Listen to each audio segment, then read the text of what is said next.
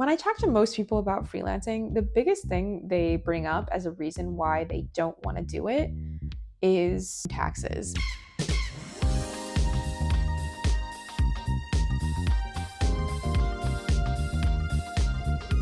Hello, friends. It is day 39 of our year of travel. My name is Stephanie, and the goal of this channel is to just create a series of mini vlogs talking about my experience traveling and working abroad for a year. I've been traveling with my husband, and we are currently located in Krabi, Thailand. The wonderful topic that we're going to be discussing today is taxes. After I recorded my chat about taxes, I realized that honestly, I can't really show you most of what I said. I am not a tax expert. I don't even do my own taxes alone anymore. I finally got someone to help me. I am not someone who can advise you with any of that stuff.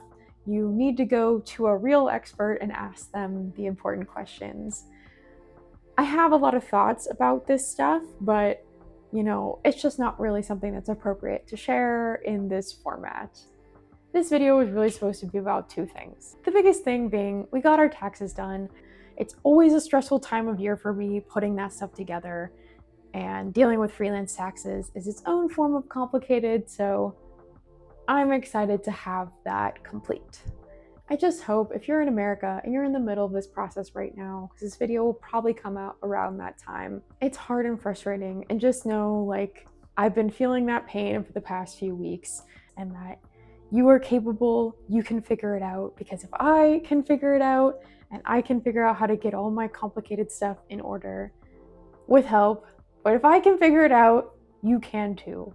I just want to send you some love and encouragement if you're in the middle of that unfortunate feeling right now. The second part of this conversation, I was trying to talk about this, but I really wasn't doing a good job, so I wanted to come and clarify my ideas. That is this conversation that I've had over and over again. When I talk to people about being a freelancer and they seem excited, they seem interested, and they're like, oh, I could do that with the work that I do. I actually think that could be a good fit for me. One thing that comes up again and again is people say, oh, but I can't do my own taxes. I don't know how to do freelance taxes. And I see that stop people that seem excited, they find this roadblock and they just say, you know what, I can't figure this out. I'm not gonna try. I'm not gonna do it. And now there might be other reasons that I don't know about, but this is a big one that comes up again and again, is this scary thing, which is doing your taxes in America.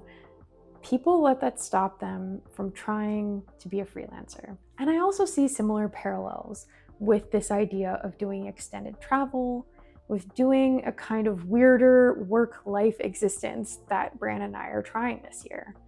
Things like taxes, these obligations, these kind of complicated, very tedious and frustrating projects that we have to do, people let things like that stop them from changing something up in their life or doing something that they've always wanted to try. And don't get me wrong, I am not trying to diminish someone's life obligations. I know most of you probably watching have way more complicated lives than me and things at home, and I get that.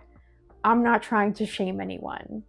But what I am trying to do is encourage you. If you're someone who thinks that you can't sell your house or your car, or you can't figure out your taxes, or you can't figure out how to manage your healthcare while you travel for a long time. There are these big things that are important, but they're not insurmountable. In order to do extended travel, in order to work for yourself, have a slightly weirder lifestyle, if that's a goal that you have, I just don't want the fear of doing your taxes or figuring out your healthcare, or if you needed to sell your car and then buy one when you get back. I don't want that to be the reason that you don't try, because a lot of people think that making a big life change, or becoming a contractor, or traveling for 6 months, or quitting your job and finding a new one when you get back,